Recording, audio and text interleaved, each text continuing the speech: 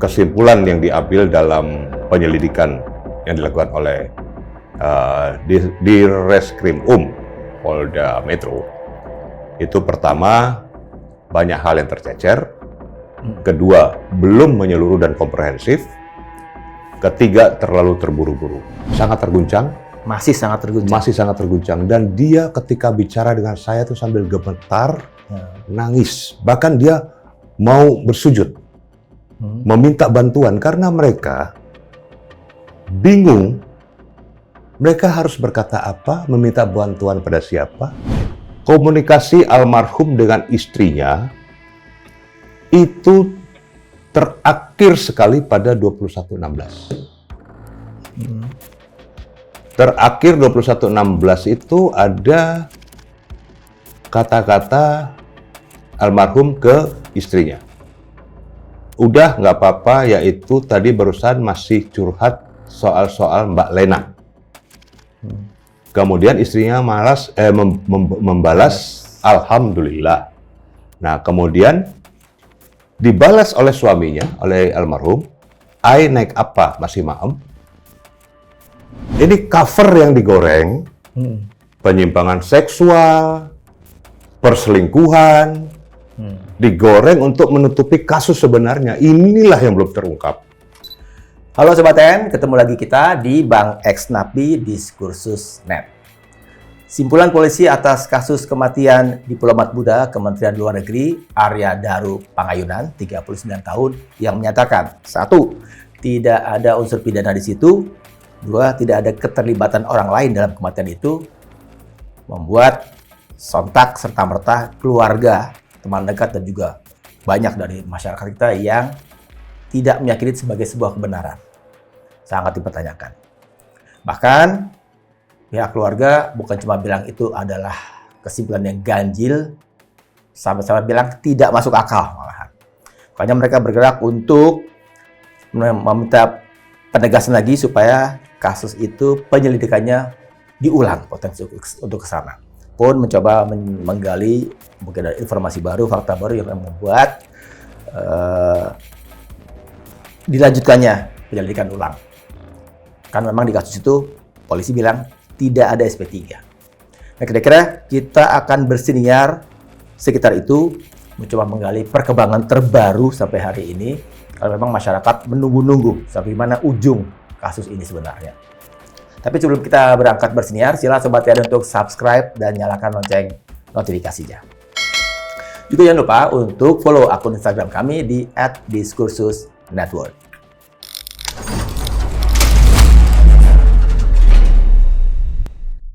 Sobat TN, sekarang saya perkenalkan satu orang yang sudah membersamai saya, narasumber di sinar kali ini. Ada, saya panggilnya Bang aja, Bang Nikolai Aprindo. Beliau adalah kuasa hukum dari keluarga almarhum Arya Daru. Selamat datang Bang Niko. Baru pertama kali kita ketemu di sini Bang ya? Ya, terima kasih. Selamat sore. Selamat sore. Assalamualaikum warahmatullahi wabarakatuh. Waalaikumsalam warahmatullahi wabarakatuh. Ini semoga Bang Niko memberikan insight baru, perkembangan yang termutakhir yang ditunggu-tunggu oleh Sobat TN di sana. Kita mulai Bang ya? Ya. Bahwa tegas-tegas keluarga terutama tidak bisa menerima simpulan yang telah disampaikan oleh polisi pada konferensi pers tanggal 29 Juli 2025 lalu. Ada banyak kejanggalan, ada juga banyak yang tidak masuk akal. Bolehlah Bang Niko sekarang merinci gitu, kejanggalan-kejanggalan macam apa yang sebenarnya membuat keluarga terutama juga teman-teman dekat almarhum tidak bisa terima itu. Baik, terima kasih kesempatan yang diberikan. Pada kesempatan ini, saya pertama harus menyatakan bahwa tidak ada kejahatan yang sempurna dalam adigium hukum pidana. Dan yang kedua, saya harus menyatakan bahwa kasus ini kasus yang sangat janggal. Bukan kasus, misteri ya, karena ini belum menjadi kasus, ini misteri. Misteri kematian almarhum Arya Daru adalah misteri kematian yang sangat janggal. Kenapa saya katakan janggal? Saya pada Jumat 22 Agustus yang lalu diminta bertemu oleh keluarga dari almarhum di Jogja, di Yogyakarta. Dan saya bertemu dengan ayah kandungnya, ibu kandungnya, istrinya, kakak iparnya, adik iparnya, keluarga besar saya ketemu. Dan saya juga bertemu dengan keluarga besar. Keluarga besarnya itu adalah keluarga besar juga dari Komjen Purnawirawan Wi Jatmika. Setelah saya bertemu dengan keluarga besar dan keluarga inti, mereka menyatakan semua bahwa mereka sangat kecewa dengan apa yang disampaikan oleh pihak Polda, dalam ini penyelidik, tentang kesimpulan dari kematian almarhum. Pada kesempatan ini saya harus menyatakan bahwa saya sependapat dengan pihak keluarga bahwa kesimpulan yang diambil dalam penyelidikan yang dilakukan oleh di Reskrim Polda Metro itu pertama banyak hal yang tercecer, kedua belum menyeluruh dan komprehensif, ketiga terlalu terburu-buru karena penyelidikan belum tuntas sebenarnya. Kenapa saya katakan belum tuntas? Penyelidikan itu hanya dilakukan sekedar saja. Bahkan kesimpulan yang diambil itu hanya berdasarkan keterangan ahli-ahli, baik itu ahli psikologi forensik, kriminolog, dan ahli lainnya. Tanpa melibatkan keluarga tentang kondisi faktual almarhum sebelum dan sesudah. Kenapa saya sampaikan gitu? Almarhum ini dia akan menempati pos Helsinki. Di Helsinki, pos Finland. barunya di Finlandia. Almarhum sudah menyiapkan segala sesuatu, baik itu visa, paspor, itu untuk istri dan anak-anaknya, untuk keluarganya, untuk bapaknya, ibunya, mertuanya. Saya siapkan, termasuk tiket untuk berangkat tanggal 31 Juli. Yeah. Nah, 30 malam almarhum minta agar keluarga semua sudah ada di Jakarta. 31 subuh mereka akan berangkat. Ini merupakan satu persiapan yang sungguh sangat matang dan dalam keadaan gembira mereka semua. Happy ya? Happy, karena seorang diplomat yang menempati pos di Finlandia adalah pos yang sangat prestisius. Sekolah anak-anaknya pun sudah disiapkan di sana. Bahkan apartemen, rumah, dan sebagainya. Kemudian masa depan mereka juga sudah mereka rancang sedemikian rupa untuk merubah kehidupan mereka. Dalam arti mendapatkan kehidupan yang lebih baik untuk anak-anaknya dalam hal pendidikan dan sebagainya. Nah, dengan adanya kematian almarhum yang misterius ini merupakan satu pukulan yang sangat berat dirasakan baik oleh istrinya, oleh anak-anaknya, oleh orang tuanya, bahkan mertuanya. Sampai anaknya yang kecil, anaknya ada dua, satu kelas 5 SD, satunya kelas 2 SMP. Anak yang kecil sampai bicara dengan eyangnya, mengatakan, ayah PHP sama kita. Eyangnya sangat sedih mendengar itu, dan eyangnya mengatakan ke anak kecil ini bukan PHP, tapi Tuhan berkehendak lain. Nah, hal-hal ini membuat keguncangan sedemikian rupa. Kita lihat bahwa anak kecil itu sampai bisa berpikiran seperti begitu, berarti terekam dalam otak mereka. Dengan kepergian ayahnya yang mendadak dan sangat misterius. Itu pertama harus saya ungkapkan. Yang kedua, saya melihat bahwa dalam peristiwa ini ada beberapa hal yang belum secara tuntas diselidiki oleh penyelidik. Adapun hal yang belum tuntas itu seperti misalnya pertemuan almarhum dengan orang-orang yang terkait dengan almarhum. Misalnya oknum yang berinisial V dan D. Farah dan Dion. Ya? V itu kita sudah ketahui secara umum karena itu berdasarkan juga ekspos di kepolisian pada saat konvers menyebutkan nama kan. Farah jadi tidak ada salahnya kita sebutkan juga namanya. Farah dan Dion. Farah Dwi Kandi dan Dion. Iya. Nah, sebenarnya pertemuan Farah dengan... Sebentar Bang Niko, saya agak lupa untuk tadi mencoba menanyakan sebelum Bang Niko lanjut nih. Ketika Bang Niko bertemu keluarga di Jogja, keluarga almarhum, terutama Bu Meta Ayu, ya, istrinya, bagaimana kondisi Ibu Pita di sana? Sangat terguncang. Masih sangat terguncang. Dan dia ketika bicara dengan saya tuh sambil gemetar, nangis. Bahkan dia mau bersujud, meminta bantuan karena mereka bingung. Mereka harus berkata apa, meminta bantuan pada siapa, dan harus bertemu dengan siapa. Mereka sangat kebingungan. Mereka sangat mencari sesuatu kekuatan untuk mereka bisa bangkit. Selama 40 hari dari kematian almarhum secara misterius, mereka dalam kondisi betul-betul berkabung, dalam arti guncang. Secara mental, psikis, maupun secara jasmani. Goncang. Tapi masih mau berinteraksi dengan lingkungan? Atau... Mereka berinteraksi, tetapi terbatas. Karena mereka tidak mau seolah-olah mereka itu seperti meminta belas kasihan, tidak. Dan mereka tegar. Hanya saja kondisi psikis mereka sangat guncang. Nah, ketika saya datang pun, pada saat itu, saya ingat saya datang itu hari Jumat sore, dan bertemu dengan keluarga besar, baik itu dengan istri almarhum maupun dengan orang tua kandung almarhum. Mereka masih dengan penuh ketidakpercayaan. Padahal mereka yang minta saya datang. Akhirnya kita bicara, saya sampaikan sesuai dengan apa yang dikehendaki oleh keluarga, mengundang saya. Kenapa harus mengundang saya? Mereka bilang karena melihat Bapak di media sosial itu speak up masalah ini dan berani melawan arus. Sehingga saya bilang, saya mencari kebenaran dan keadilan.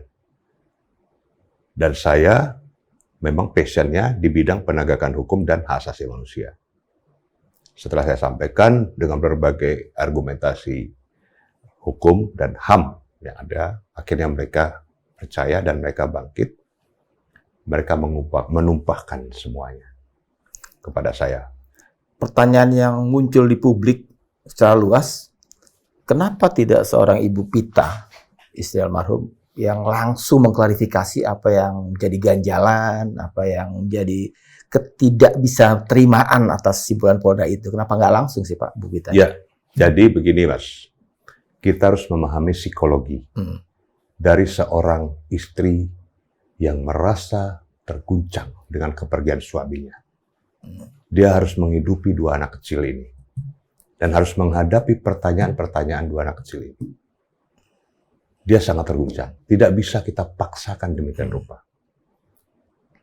Sehingga kita harus memahami psikologinya. Saya melihat sendiri bahwa istrinya, si Meta Ayu Puspita, Bu Pita itu ya? Bu Pita ini sangat terguncang. Bahkan untuk bicara pun kadang-kadang, dia bicara terus terdiam sambil gemetar, menangis dipeluk oleh ibu mertuanya. Dia sangat dekat sekali dengan ibu mertua.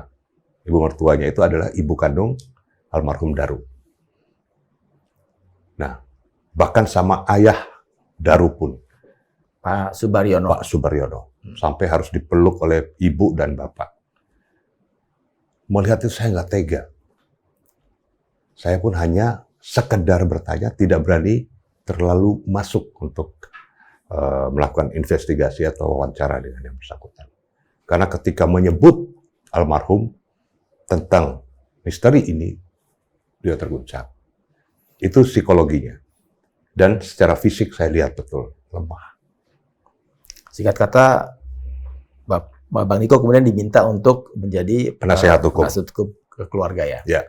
Kita lanjut ke yang berita yang terputus tadi, bahwa masih belum menyeluruh yang tadi itu. Ya. Belum menyeluruh karena gini, sebenarnya pertemuan antara almarhum dengan Farah dan Dion bukan hanya di GI, pada malam hari. Maksudnya sebelum-sebelumnya juga atau bagaimana? Pada siang hari, jam 12.43, almarhum chatting ke istrinya, si Mbak Pita ini. Isi chattingnya adalah, aku diajak makan sama Mbak Farah sama Dion dari konselor di tempat namanya Pos Blok, nggak jauh dari kantor, buat ngobrolin rencana rapat sama Kemsos hari Kamis terkait pengangkatan anak. Ini ada program. Mereka akan bertemu Kemsos untuk membicarakan tentang pengangkatan anak. Anak siapa? Nah, itu kita belum tahu anak siapa kan? Atau anak-anak yang korban trafficking atau korban apa, kami kurang tahu ya. Oh, ini yang belum sempat terekspos di media. Iya, belum sempat terekspos. Yang Dan ini ada di dalam. Kan itu kan cuma jalan-jalan bertiga itu. Iya, betul. Malam. Jadi sebelumnya ada juga. Ada pertemuan siang hari, jam 12.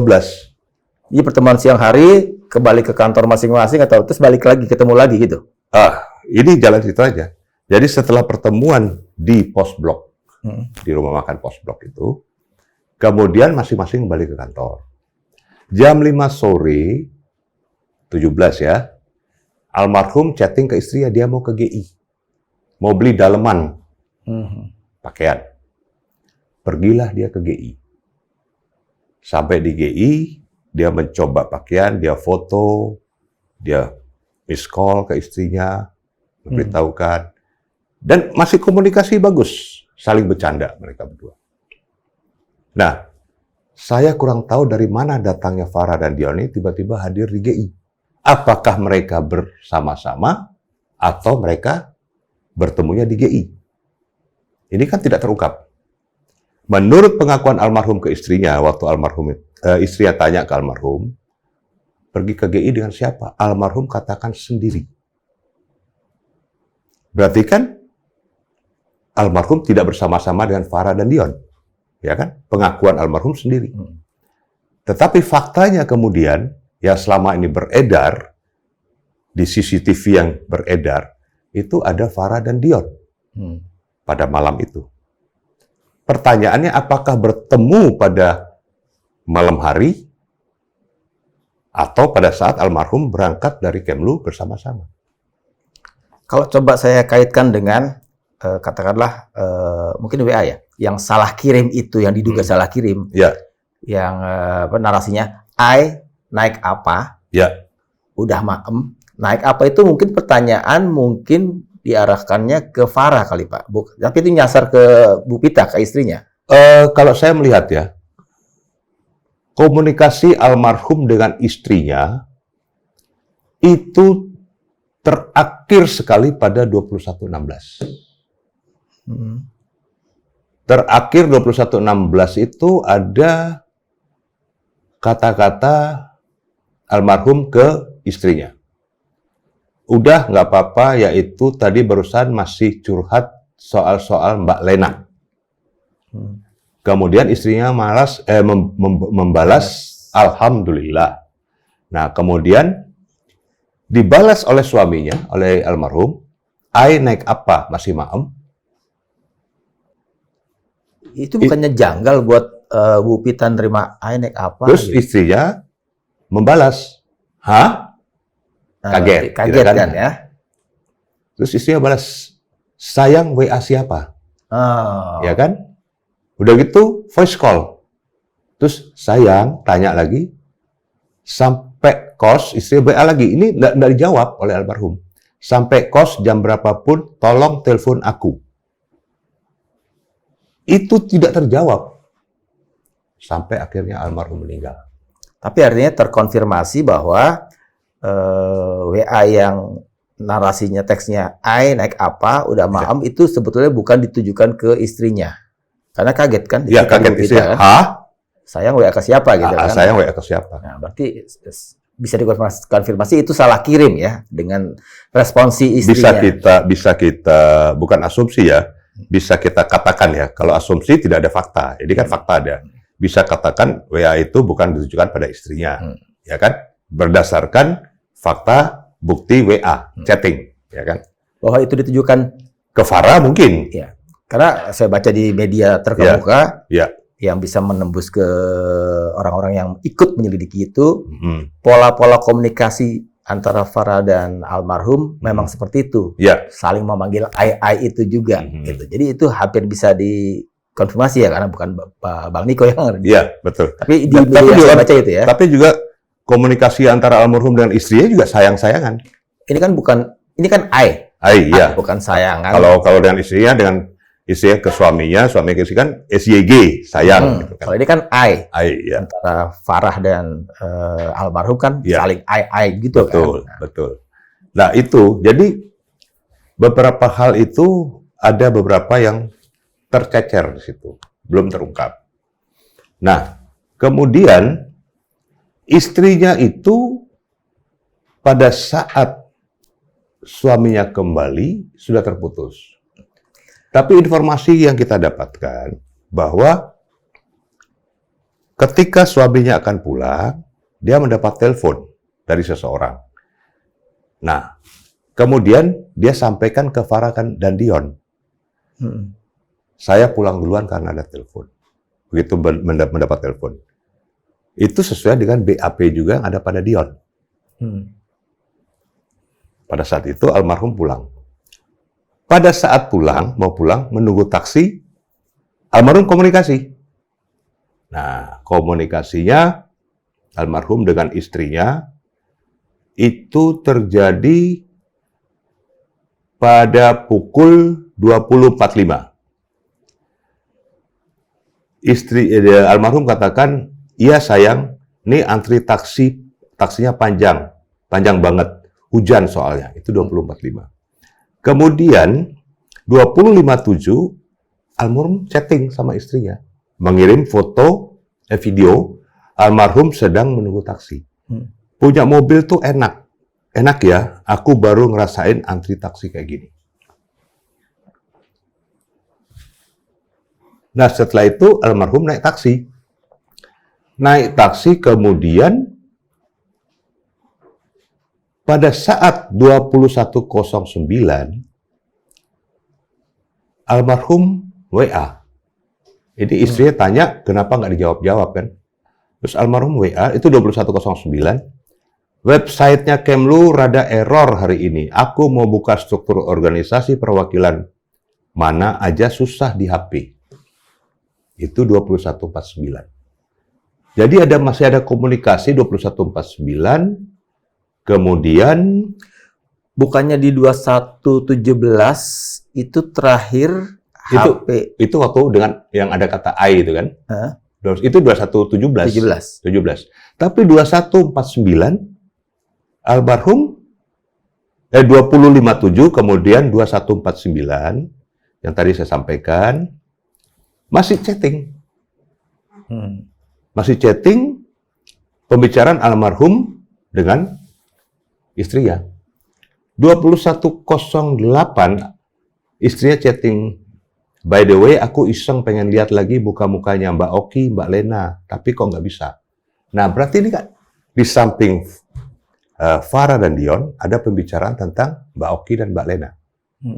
Siapa lagi itu? Nah itu siapa lagi? Nggak terungkap. Ada lagi pembicaraan tentang Pak Sam. Pak Sam itu siapa lagi? Nggak terungkap. Itu saling curhatan antara suami istri. Nah, ada lagi curhatan istrinya mengatakan semoga Pak Dubes berpihak pada kita. Semoga Pak Dubes di pihak kita. Ada konflik di seberang sana berarti? Saya kurang tahu. Pak Dubes itu Dubes yang mana? Ya, pasti Dubes yang akan ditempati Finland. posting berbeda. Yang baru ini, Finland. Pak, saya baca di media, Bang Niko minta supaya polisi mendetailkan kembali pembicaraan bertiga, almarhum, Dion, dan Farah. Ya. Karena ingin mengetahui apa yang diberikan informasinya oleh dua orang itu sehingga membuat almarhum panik. Agak panik. Nah, saya pengen tanya, dari mana tahunya bahwa almarhum panik? Nah, Saya dapat mengatakan itu ketika bertemu di GI. Saya tidak tahu ada pembicaraan apa dengan antara Farah, Dion dengan almarhum. Kemudian almarhum mendapat telepon dan buru-buru pulang. Itu menunjukkan kepanikan almarhum. Nah, setelah pulang, kan informasinya naik taksi. Ya kan? Di mana informasinya, saya tidak tahu ini benar atau tidak, bahwa almarhum minta diantar ke bandara. Ya kan? Skenario jalan ceritanya diciptakan sedemikian rupa kan, yang ada pada saat konvers yang di Polda, bahwa almarhum meminta taksi mengantar ke bandara, tapi kemudian baru 200 meter putar arah menuju ke Kemlu. Nah, saya tidak tahu lagi pembicaraan antara almarhum dengan sopir taksi itu apa. Kemudian saya tidak tahu lagi apa sebenarnya yang membuat almarhum mau menuju bandara, tapi kemudian ke Kemlu. Nah, ke bandara untuk apa juga? Kan mereka berangkatnya tanggal 31. Nah, ke bandara dalam rangka apa? Belum terungkap. Terus ada lagi informasi, sopir taksi punya gelagat agak ketakutan. Dia menoleh kanan, kiri, belakang. Berarti ada sesuatu. Nah, inilah yang perlu didalami dari sopir taksi itu. Juga dari Farah dan Dion. Bang Niko nggak dapat informasi apakah sang sopir taksi sudah diperiksa polisi? Menurut informasi katanya sudah diperiksa, tapi kan kita belum baca BAP-nya. Nah, kemudian almarhum ke Kemlu. Waktu ke Kemlu, kita tidak tahu almarhum menggunakan baju apa. Masuk di lobi, ya kan? Sampai naik ke rooftop itu kan? Ya, rooftop. Nah, di rooftop itu terlihat jelas almarhum gelisah. Dia berpindah dari tembok yang satu ke tembok yang lain sambil melihat ke bawah. Berarti dia ingin memastikan ada sesuatu di bawah, makanya dilihat. Bukan dia naik tembok untuk lompat. Kalau orang mau bunuh diri, dia tidak perlu lagi berpikir. Begitu sampai di tembok rooftop itu, dia langsung jatuhkan dirinya. Nggak perlu lagi berpikir. Nah, kemudian data informasi yang kita dapatkan juga, almarhum naik ke rooftop, kemudian turun meninggalkan ransel. Dan tas belanjaan. Dan tas belanjaan di pintu darurat. Kemudian almarhum pulang. Tapi ada CCTV yang beredar pada saat almarhum keluar pakai baju putih. Ini kan nggak match ya? Nggak match. Nah, sedangkan ketika tiba di kos, terlihat dari CCTV almarhum memakai kaos hitam sambil memegang handphone. Coba diperhatikan baik-baik CCTV-nya. Yang di kos pada saat almarhum datang. Kemudian keluar bawa tas kresek yang katanya sampah untuk dibuang itu. Ini juga menjadi teka-teki bagi kita semua. Ada satu hal, ketika penjaga kos yang bernama Siswanto diperiksa di Polsek, dia mengatakan bertemu dengan almarhum 21.15. Almarhum menyapa di kos. Sementara kalau kita lihat, almarhum itu masih ada di rooftop sampai di GI dan di rooftop sampai 26 kalau nggak salah. Lantas si penjaga kos ketemu siapa? Apa ada sih satu orang bisa berada di tempat yang berbeda dalam satu waktu? Tanda tanya juga. Kejanggalan lainnya ketika kita melihat, kita mendengar. Menurut penjaga kos, istri almarhum meminta penjaga kos menggeser CCTV. Padahal faktanya yang kami dapatkan dari istrinya hanya minta didobrak pintunya untuk mengetahui keberadaan suaminya. Soal itu pun setelah pagi. Karena 5 kali penjaga kos ditelepon, Tidak direspon, tidak dijawab. 7 kali setelah tidak direspon dijawab oleh penjaga kos, istrinya menelpon Polsek Menteng 7 kali. Itu pun tidak direspon, tidak dijawab.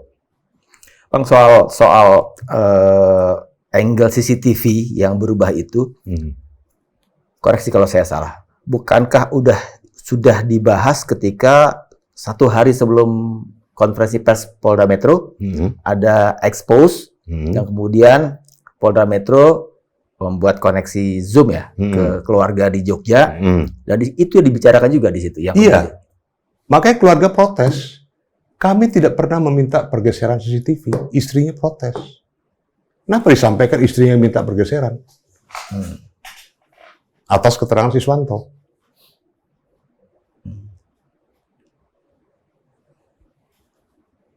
Nah, yang menjadi kejanggalan yang sangat mendalam, kondisi proses kematian almarhum.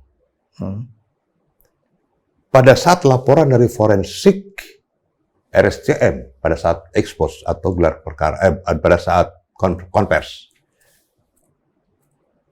dinyatakan ditemukan luka lebam dan sekian. Kemudian kita ketahui, tapi bahwa penyebab kematiannya kan soal oksigen yang kekurangan oksigen ya, ya. di jantung. Bukan karena kekurangan oksigen itu karena kemungkinan dililit itu kan. Nah, pertanyaan kami, ketika almarhum kalau betul tanpa melibatkan pihak lain, apakah almarhum terlebih dahulu melukai tubuhnya? Memukul sampai ada lebam di mata kiri, lecet di pipi kanan, 5 lecet di leher, kemudian di lengan kanan. Ya. Kemudian setelah itu, kalau di lengan ada penjelasannya dari entah siapa. Itu mungkin karena di rooftop. Nah, di rooftop berusaha untuk itu. Nggak mungkin itu. Nggak mungkin. Saya mencoba rooftop, saya gini sandar dengan sekuat tenaga pun nggak ada bekas kok. Yang kedua, kita melihat apakah almarhum setelah dia melukai badannya, kemudian dia memasukkan plastik kresek, tutup wajahnya, baru dia lilit dengan rapi. Aneh. Seorang yang mau bunuh diri melakukan hal itu. Setelah itu baru dia tutup dengan selimut dari kepala sampai kaki, baru dia mati. Apakah orang bunuh diri seperti itu? Dia melukai badannya, wajahnya, menutup wajahnya dengan plastik resek, melilit begitu rapi, pakai selimut dengan rapi, baru mati. Dan spraynya pun tidak acak-acakan, rapi. Ini kan tanda tanya besar. Tidak mungkin tidak ada pihak lain. Tapi Bapak, pintu cuma bisa dibuka dari dalam, tidak ada kerusakan di plafon, di jendela. Bagaimana menjelaskannya jadi? Nah, sekarang kita lihat pada saat penjaga kos paginya ya, membuka jendela. Terlihat gampang ya? Sangat gampang. Katanya digerendel. Dia cupir, kemudian katanya di slot dari dalam. Tangannya masuk. Penjaga kos mengatakan bahwa akses kartu hanya ada satu pada almarhum. Ternyata kita lihat penjaga kos mengeluarkan kartu untuk buka pintu.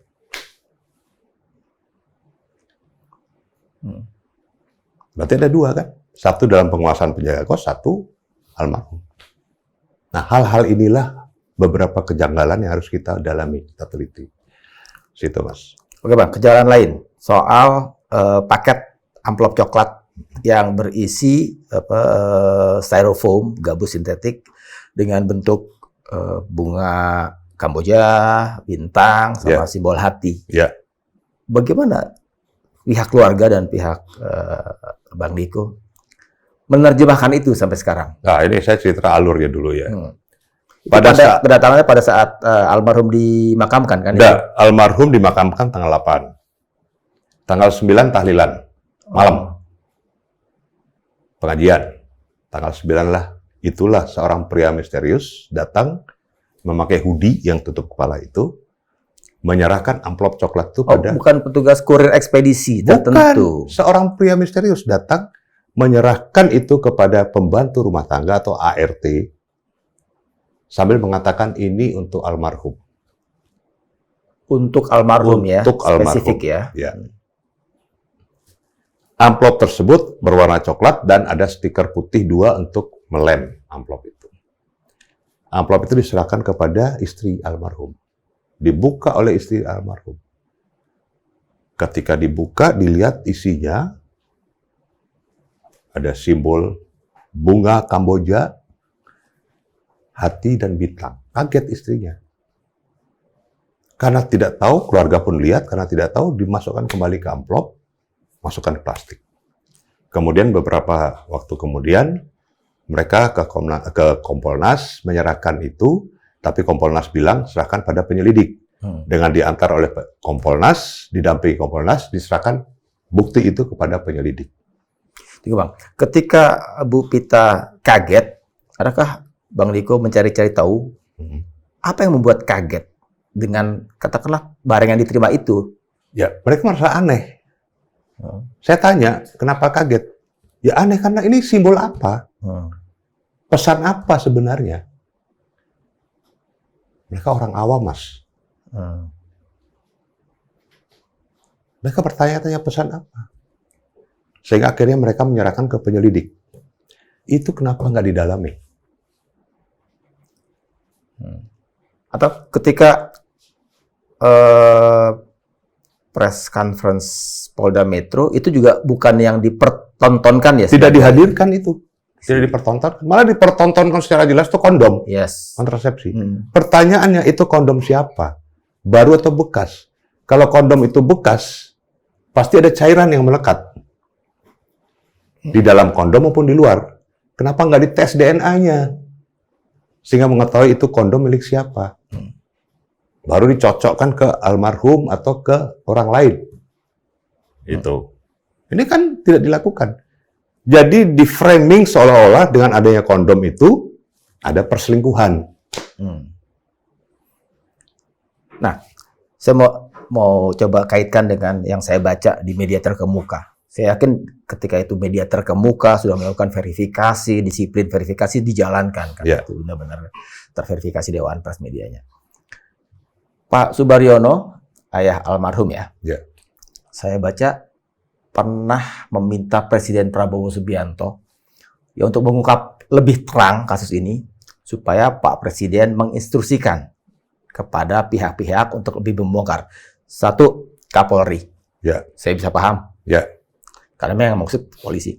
Kedua, Menteri Luar Negeri. Ya. Jelas salah satu lokus deliktinya di Ya. kementerian. Yang ketiga, Panglima TNI. Ya, ini tanda tanya kan? Buat saya bingung, apa urusannya untuk di kasus ini TNI yang tupoksinya keamanan negara diminta oleh Pak Subaryono, ayah almarhum, untuk ikut cawe-cawe di urusan ini. Gitu. Ya. Saya kurang tahu, tapi mungkin sebagai orang tua punya firasat ya dia. Kan saya pernah menyatakan pada saat speak up pertama, perdalam siapa Farah itu. Wanita single atau berkeluarga.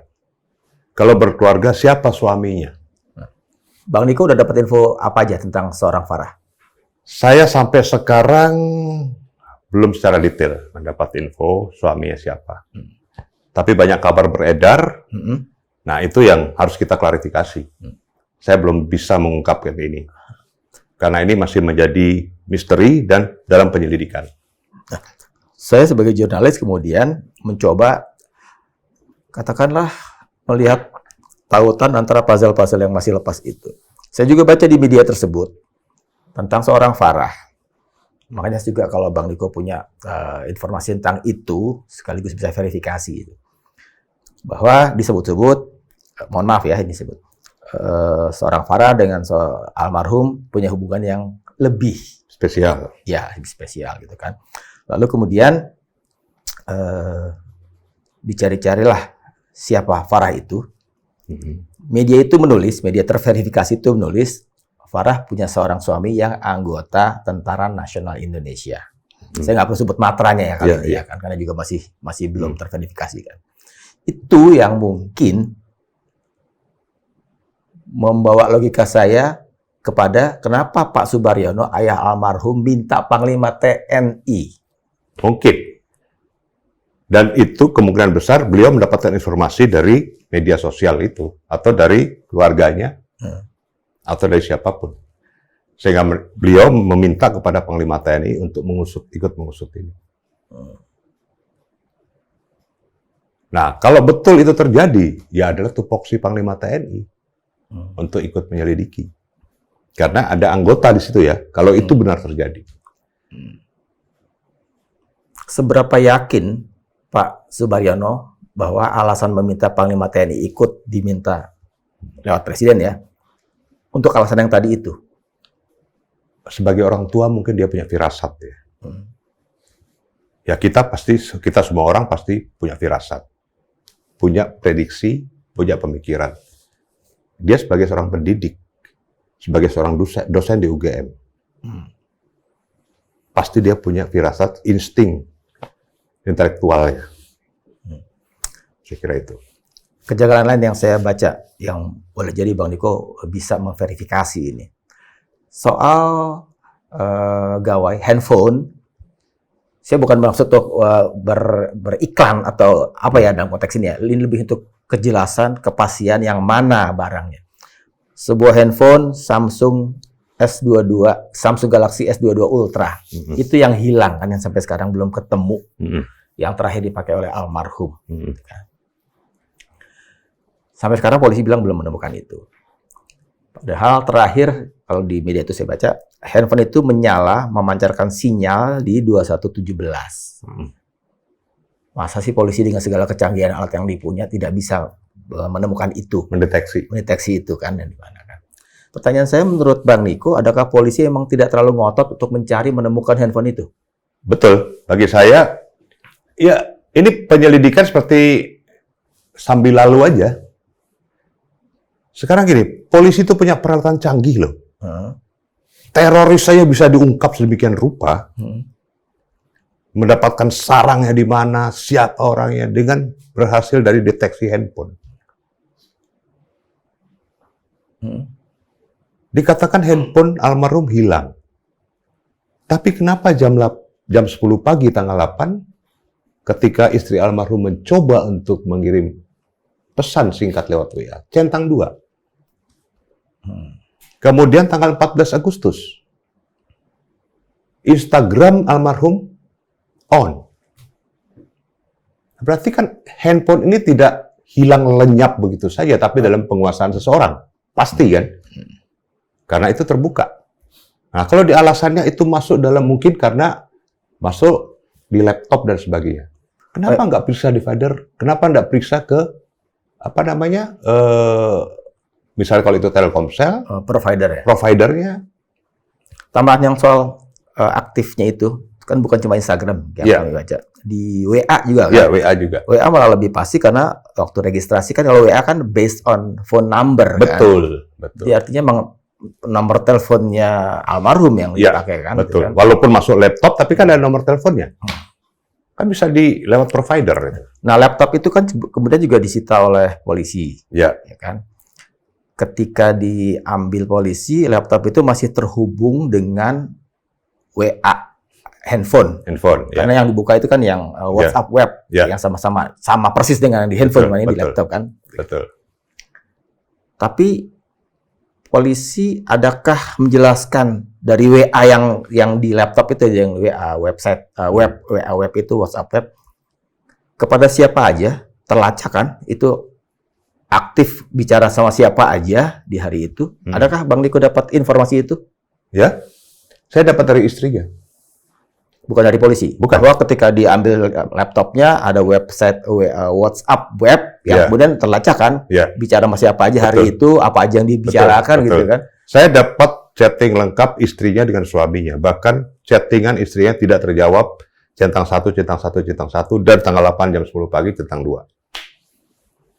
Tapi Bang Niko nggak tahu dengan siapa lagi almarhum berkomunikasi. Berinteraksi, komunikasi. Enggak. Saya belum mendapatkan itu dari pihak kepolisian. Nanti gini, kami sedang menunggu, kami sudah membuat surat, memasukkan surat untuk minta audiensi dengan Kapolda dengan bertemu dengan penyelidik. Pun dengan Kapolri, kami sudah minta audiensi. Untuk bertemu kita membahas ini. Jadi kita mencoba untuk menggali, sharing informasi dan membuka. Dan saya akan minta supaya penyelidikan lanjutan dilakukan. Bukan penyelidikan ulang ya, kalau penyelidikan ulang kan itu mulai dari awal lagi. Ini penyelidikan lanjutan berdasarkan beberapa informasi yang masuk. Baik dari keluarga, dari masyarakat, dari netizen, itu saya minta. Dan rekonstruksi ulang TKP. Setelah itu pemeriksaan yang ulang mendalam terhadap penjaga kos, terhadap Farah, terhadap Dion, terhadap orang-orang yang ada di dalam chattingan WA almarhum dengan istrinya. Pak Sam, Lena, Oki. Periksa. Apa sebenarnya yang mereka bicarakan. Termasuk dengan mantan atasan almarhum. Baik itu yang namanya Tony, maupun Pak Yuda yang sekarang Dubes di Abu Dhabi. Sekarang Dubes ya? Ya, perdalam itu pemeriksaannya. Supaya kita bisa tahu secara pasti. Karena keluarga ini hanya minta apa? Kepastian hukum dan pemenuhan hak asasi mereka. Kalau menurut Bang Niko, adakah Kementerian Luar Negeri polos-polos saja? Atau ada indikasi katakanlah ikut tergiring ke skenario yang mungkin? Saya nggak tahu ya, tapi sampai sekarang, dari sejak kematian almarhum, hanya datang Menteri Luar Negeri dan Menteri Sekretariat Negara itu datang ke rumah duka, menyatakan turut berbelasungkawa atas nama bangsa dan negara. Setelah itu, tidak ada lagi komunikasi dengan keluarga. Tentang seorang ketua Apsifor, psikologi forensik, mengatakan bahwa kematian almarhum karena burnout, beban kerja yang luar biasa berlebih, jadi stres segala macam. Saya bisa menyatakan 1000% itu analisa yang keliru. Faktanya orang dalam keadaan happy mau berangkat. Menyiapkan segala sesuatu untuk anak istri, untuk keluarga, untuk orang tua, untuk mertua, mau berangkat ke Finland. Berarti dia kan terlepas, nggak ada beban kerja, nggak ada depresi. Saya berani menyatakan itu ngawur. Ya, saya harus belak-belakan, ngawur itu. You menyelidiki orang yang sudah mati, harusnya masih hidup dong. You analisa, you teliti tentang kehidupan dia selama dia waktu masih hidup. Bukan sudah mati. Kan yang teliti oleh psikolog itu kan orang benda hidup, bukan benda mati.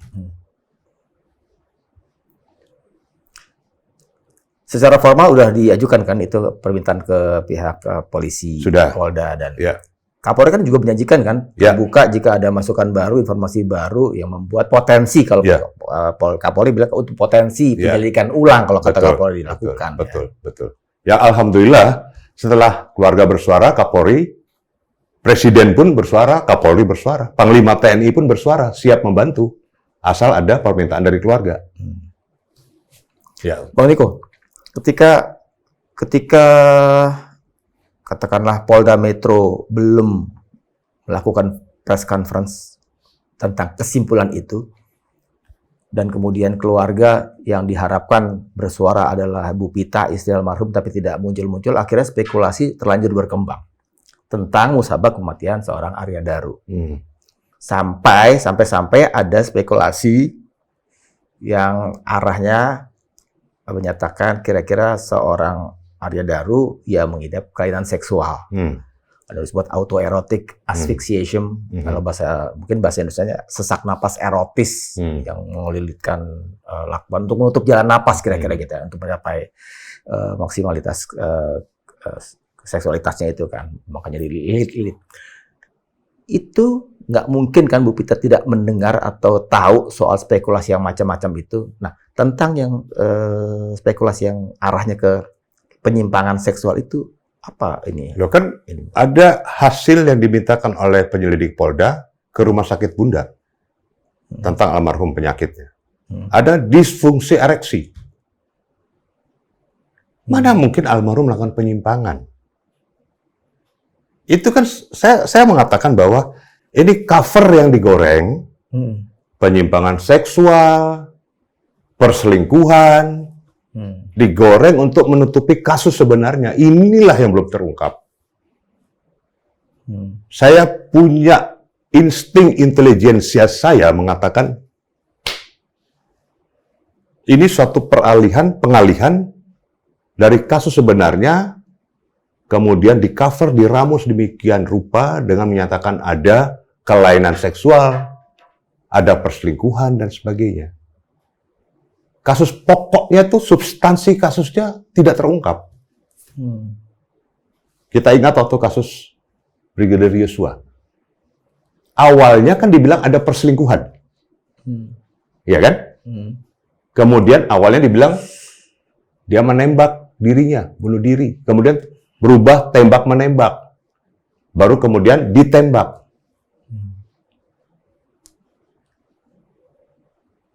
Itu pun setelah keluarga Yosua speak up minta bantuan kepada Presiden Jokowi waktu itu. Dan Presiden Jokowi memerintahkan Kapolri untuk menuntaskan ini. Barulah terungkap. Kita belajar dari kasus itu, Pak. Modusnya mirip. Lagi, Bang Niko? Saya kira itu saja yang perlu saya sampaikan sementara.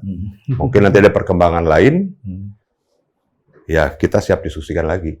Dan ya, kalau misalnya kita sudah mendapat jawaban dari pihak kepolisian, untuk kita bisa beraudensi, bisa dengan penyelidiknya kita memeriksa segala hal yang saya sampaikan tadi dan saling tukar informasi, nanti hasilnya akan kami sampaikan ke publik. Kami akan transparan. Kami tidak akan menutupi, bahkan apa yang dikatakan polisi privacy pun akan kami ungkapkan. Apa itu privasinya? Biar masyarakat tahu sehingga tidak timbul asumsi liar atau pendapat liar yang justru memojokkan almarhum. Kasihan orang udah meninggal harus dipojokkan sedemikian rupa. Dengan kata privacy. Kalau itu terjadi pada anak kita, adik kita, saudara kita, bagaimana perasaan kita? Saya pesankan ini pada para aparat penegak hukum, penyelidik. Kalau itu terjadi pada anakmu, saudaramu, keluargamu, apa kamu tinggal diam? Pasti tidak. Saya kira itu. Pun bagi kami media, bagi kami media terverifikasi Dewan Pers, kami tidak ingin membuat kekeruhan itu semakin-semakin. Betul. Makanya kami justru ingin meluruskan. Yang kami beritakan adalah fakta. Betul. Sekadar fakta, tidak yang lain. Betul. Jadi dalam rangka itu kami katakanlah sekarang ini kita bersinar, gitu kan. Baik. Sama mudah-mudahan Bang Niko juga bisa menyampaikan bela sungkawa kami dari redaksi kepada keluarga Bu Pita di Jogja, keluarga besar. Gitu. Kami sampaikan. Ya. Saya tutup ya Bang Niko ya. Ya. Kalau nggak ada Bang Niko yang sampaikan lagi. Terima kasih Bang Niko untuk berbagi perspektif perkara ini untuk lebih membuat masyarakat terinformasikan kebaruannya. Baik. Sobat TN, barusan Bang Niko sudah memberikan banyak insight baru, banyak fakta baru yang belum pernah di media lain muncul, terutama tentang katakanlah ekstraksi gawai percakapan dengan isinya dari menit ke menit itu rasanya belum ada di media lain. Dan sekarang Bang Niko sudah juga memberikannya kepada kita semua untuk membuat kita bertambah basis informasi, dan ini kan langsung dari keluarga, rasanya nggak ada ya cerita-cerita yang belok-belok yang direkayasa ini kayaknya gitu. Jadi silakan saja Sobat TN untuk cermati lagi pembicaraan saya dengan Bang Niko tadi untuk menambah informasi kebaruan itu, dan kita berharap tentu keadilan, kebenaran, fakta akan segera datang dengan segala upaya yang dilancarkan oleh berbagai pihak. Jadi itu saja penutup dari saya. Silakan juga Sobat TN terus panteng media ini karena Diskursus.net adalah media terverifikasi Dewan Pers. Saya pamit undur diri. Tapi